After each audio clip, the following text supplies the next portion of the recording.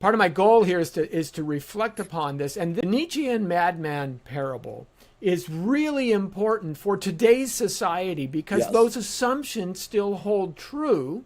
However, we are starting to see cracks in our social fabric because we continue to assume that God is not the actual progenitor of moral values, right? We don't have to listen to those are old, those are ancient. We don't have to believe them Yeah. anymore. But we've not replaced them.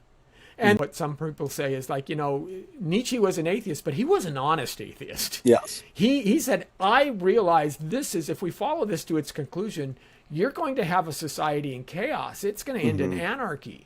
It's going to end in, people rioting for whatever they want or shooting those who don't agree with.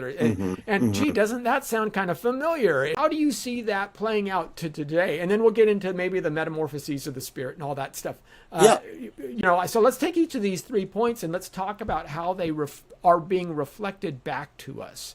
Now I that think we're that's, century I think later. you're making a good point here. Well, it's been, as you said, 125 years since he died, and it's 135 or more years since he was writing. And we are seeing some of these things.